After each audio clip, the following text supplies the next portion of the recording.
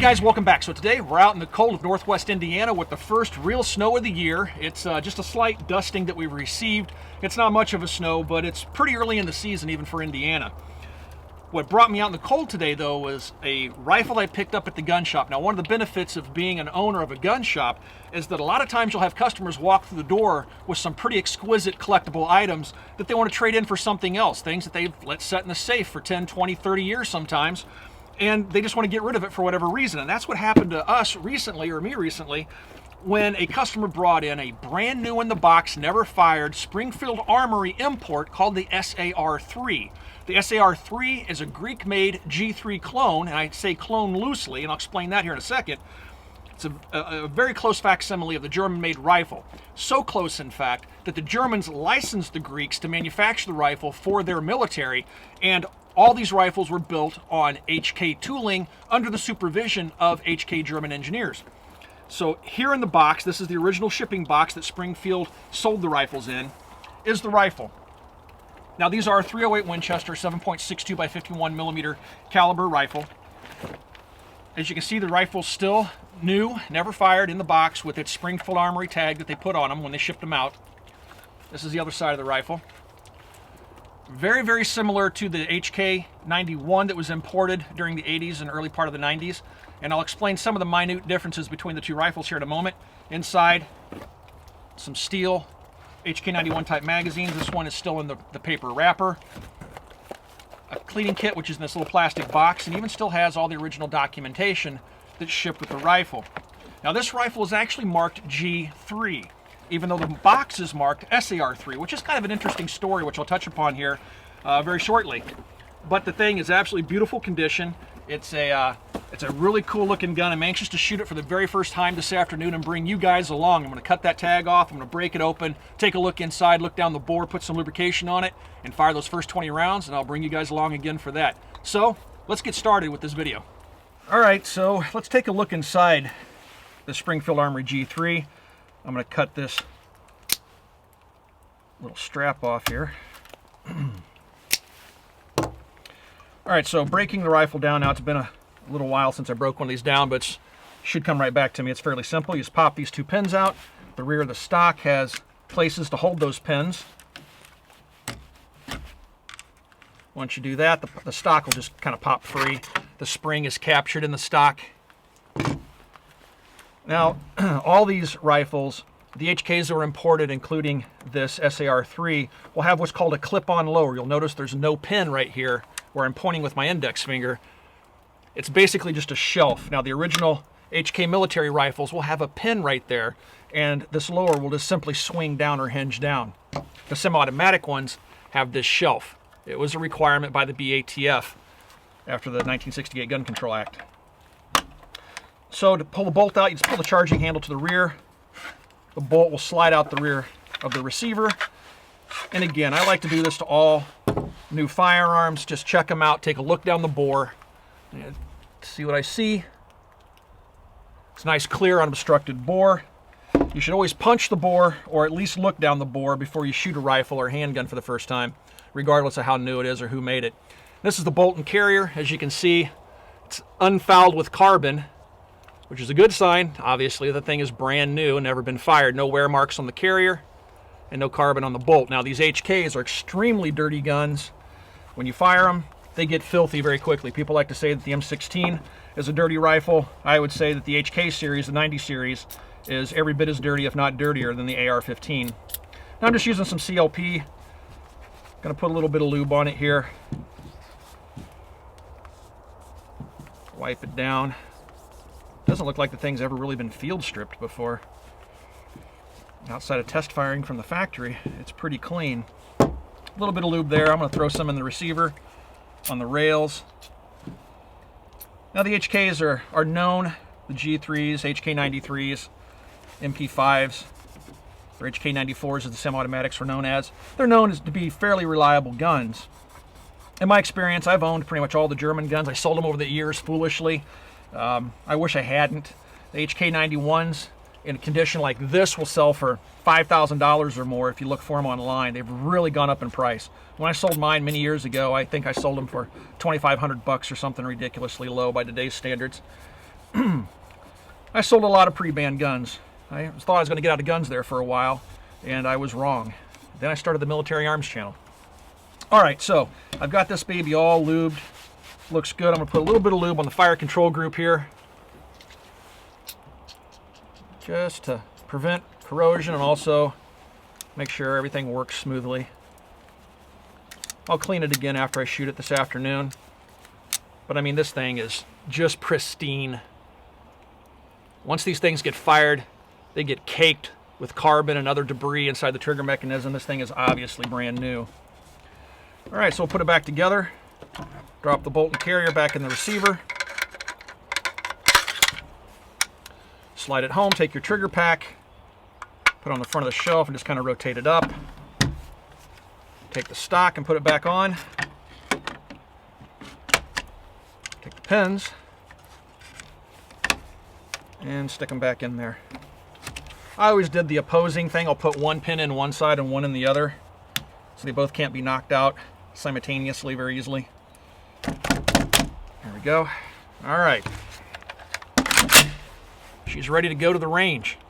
All I have to do now, which I'm kind of holding off on reluctantly, is to cut this strap off and take my brand new in the box rifle and make it not new in the box anymore. But I'm going to go ahead and do it. I told you guys I would do it on camera, so here it goes. Make this thing ready to shoot. It's off. All right, let's put some ammo in this baby. So this is the 20-round magazine that I took out of the box. This is the one that was out of the paper wrapping. I haven't taken the other one out of the paper yet. Now this magazine is steel. It looks like an original German-made magazine. It's one of the heavier magazines. It's not the aluminum magazines that are available for very, very cheap right now. You can buy them for less than 10 bucks each. These steel German mags, which I don't think this one is actually German, but these steel German mags are worth quite a bit more. Typically the German magazines will have markings somewhere on them, on the base. This magazine has no markings on it whatsoever, so I'm guessing these are Greek manufactured, but I have no way of verifying. I'm assuming these are the magazines that actually shipped with the rifle, at least the one in the paper wrapping anyway. So I'm going to take some PPU 308 here. It's out of a battle pack, and the magazines load really easily. You just put the round on top and push down. Again, these are 20-round magazines. I've seen the aluminum ones, which are affordable. I've seen even polymer magazines made by various companies. The preferred magazine, though, for the gun would be these steel mags. Most people prefer them anyway. But the aluminum magazines I've used in the past, I have a few, and they've worked well for me over the years. I've never had any problems with them. But, you know, seems to me like I always like the stuff that's the most expensive, unfortunately, like these steel mags. So I'm going to round up a few more to keep with the gun. I really don't plan on shooting the gun a whole bunch, but you know, I'll bring it out every once in a while. I'll be honest with you, I've never been a huge fan of the G3 rifle. I love it for its historical, you know, qualities. I think that it's a very historic, obviously, Cold War era rifle, and I'll touch upon some of that history here shortly. It has a very interesting history that I think you guys will enjoy hearing about. So anyway, I just about got this magazine loaded up. Next step, put some ears and eyes on, and go make some noise. All right, so here we go. 20 rounds loaded up. I got my SAR-3. I've put the camera on the non-ejection port side because I don't want this thing to damage the lens of the camera. I don't know where it's going to eject, and these things eject violently. That bolt carrier moves at a tremendous speed, and these things are known for throwing brass and deforming brass, even worse than an AK-47. Magazine in the gun, reach up, grab the charging handle. Here we go. Let's hope it doesn't go full auto and it cycles flawlessly.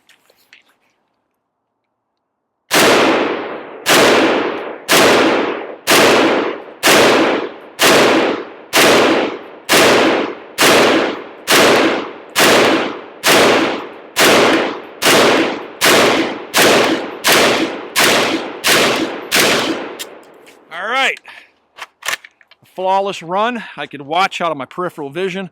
The rifle was throwing the brass kind of that way and definitely very violently. Surprisingly, it's not, it doesn't look like it's throwing the brass back onto the receiver. Typically on some of my other HKs that don't have a port buffer, and a port buffer is a little device you clip on here on the top. It has a little piece of hard rubber that would deflect the round away, or the casing away from the receiver. Without that, a lot of times you'll see it dinging up the finish back here, and I don't see any signs of that damage yet. See a little bit of brass markings down here, which is kind of odd. But flawless function. Looks like the sights are pretty much on too. I'm just shooting the dirt down there, aiming at some dirt clods and other debris at the end of the range. Looks like the sights are fairly much on, so I'm loving it. Pretty excited. I don't know if you guys can see this, but there's some pumpkins downrange. It's about 50 yards away, and I'm gonna see if I can hit those pumpkins with this G3 SAR-3. So here we go. Got another 20 rounds in it.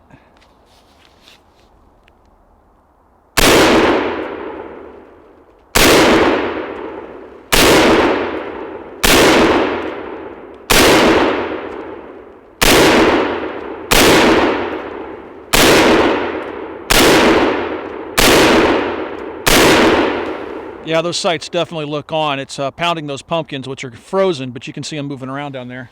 Big chunks breaking off.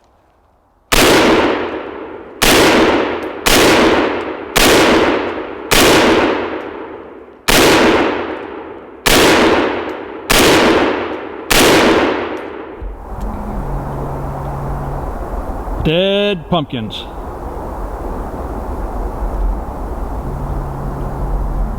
The Springfield Armory G3, or as it became later known, the SAR-3 and SAR-8, has an interesting history. The rifles came in before the 1989 ban under President Bush.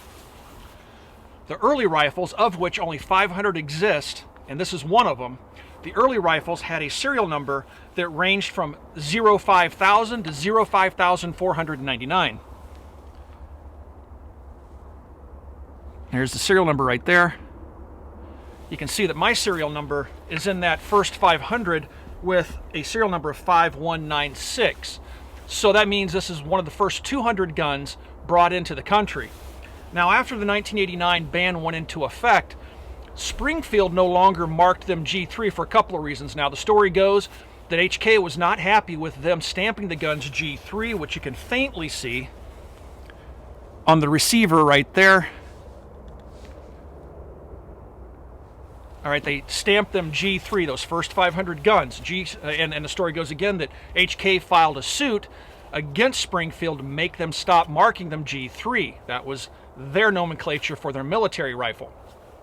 So after that, after those first 500 guns, Springfield started to stamp them SAR-3, and these are called overstamped guns. And these will be before the 1989 ban as well. After the 1989 ban went into effect, there were some guns coming in that were held in customs, and Springfield overstamped those as SAR-8. And you'll find some of those with thumbhole stocks and muzzle devices that were pinned in place that looked like a flash hider, but didn't have the holes. They had the indentations that looked like a real flash hider, but it wasn't. It was just a muzzle device, and again, they had a thumbhole stock. So this is one of the early guns to come in, which made it very appealing to me. Now, this gun does differ from the original HK guns in a couple of areas. First of all, if you take a look at the finish, you'll notice that the finish is a Parkerization versus a black painted finish like the German guns. You'll also notice that the rear sight has a windage adjustment knob right there, where the German guns won't. The German guns will have or will be required to use a HK sight tool to make adjustments to both elevation and windage. With this particular rifle, it has a windage knob that you can adjust in the field without the sight tool. Other than that, it has the diopter sights, which are adjustable from 100 all the way up to, 400 meters. The 100 meter sight is just a V-notch, and then a standard HK front sight post. Has a proper profile, the chamber is fluted, and every single part on this rifle is identical dimensionally to the German-made guns. Now, again, the Greeks used these rifles in service, and a number of countries did the same thing. A number of countries licensed the technology to manufacture various HK products. When I was in Mexico, I've been there several times, but most recently I was down in Mexico City, and I noticed that some of the Mexican military still use G3 rifles. So they're still widely used around the world, especially in third world countries. And the Germans long ago gave up the rifles. They've moved over to the 5.56 caliber, as most NATO nations have done. And so these guys kind of went by the wayside.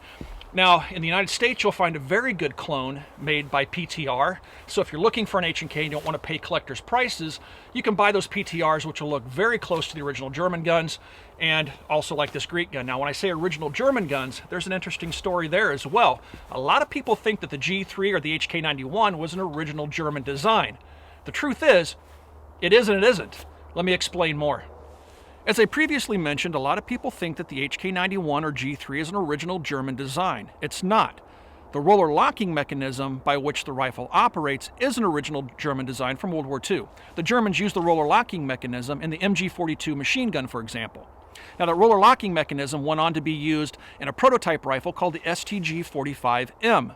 The STG-45M was a shoulder-fired select-fire rifle that competed against the STG-44 in the military trials. Both rifles, the STG-44 and the STG-45M, were chambered in the 7.92 by 33 millimeter Kurz round, the short assault rifle cartridge that the Germans developed during the Second World War. The STG-44 got the nod, the STG-45M did not, and it kind of fell by the wayside. After the Second World War, the German engineers that worked on the STG-45M went to France. The French wanted to mass-produce the gun and sell it as a military service rifle, either to the French military or anybody else that would be interested in buying it. That project also died on the vine, and one of the German engineers by the name of Ludwig Vorgrimler, I'm probably butchering his last name for you German speakers out there, I apologize, but Ludwig then moved to Spain and started to work on his project once again with the SETME company. SETME manufactures small arms in Spain. He continued the development of the STG-45M, and the rifle was called the LV-50 that he was working on. The LV-50 went through a number of different iteration changes and went through a number of different calibers, some prototype calibers that the Spaniards were looking at, but ultimately it wound up becoming a Model A. The Model A was the LV-50 that had some changes that were made by the request of the German military. The military branch was the German border guard that was newly formed after the Second World War, and they had taken interest in the SETME rifle. Now, they took a look at the rifle, they bought a few for testing purposes, and for whatever reason, they lost interest in the rifle and adopted instead the FAL that was made in Belgium. The FAL was chambered in 7.62 by 51 millimeter and went on to be pretty much one of the most popular rifles in NATO that was chambered for .308. Now, they lost interest in the SETME rifle. However, the German army, which was newly formed as well, picked up that interest and started to look at the SETME once again. The SETME at the time was dubbed the Model A, which was chambered in 7.62 by 51 millimeter after the request of the German military because they were a new NATO state and they wanted to use a NATO caliber. They didn't want to go off the reservation and use one of the prototype calibers. So the Model A was chambered in .308 Winchester. The Model A went on to become the Model B and the Model C. The Spaniards adopted the rifle, the Model B in 7.62 by 51, as their service rifle, I believe in 1958. Now, the Germans adopted the rifle as well because the Belgians would not license the FAL to be manufactured in Germany, so the Germans said, I don't want that. They got a licensing agreement from SETME and began to manufacture the SETME rifle in Germany with a few tweaks of their own. H&K was the manufacturer, and they adopted the rifle in 1959 as their service rifle. So this is one of the original SETMEs that were imported into the United States in the 1960s before the Gun Control Act. And this is an original Spanish import. This isn't one of the Century knockoffs. This is a real SETME. You can see the SETME on the butt pad. So this will be representative of what the Germans were looking at before the HK91 came about, which was in essence a modified Model A rifle manufactured by SETME. So that's the history of the rifle and how the Germans came into manufacturing the rifle. And again, it's not an original German design. All right, guys, it's time to tie the video up this afternoon, but I hope you enjoyed coming out to the range with me today and shooting my new Springfield Armory SAR-3/G3 rifle for the first time. I also hope you found the information about the history of the gun to be interesting and useful. If you guys have any questions about anything you've seen in this video, you can ask those questions on our Facebook page. You can find us on Facebook at facebook.com/militaryarms. I also invite you to come by and check out our online gun store at coppercustom.com. Again, everybody, thanks for watching. We'll talk to you guys soon.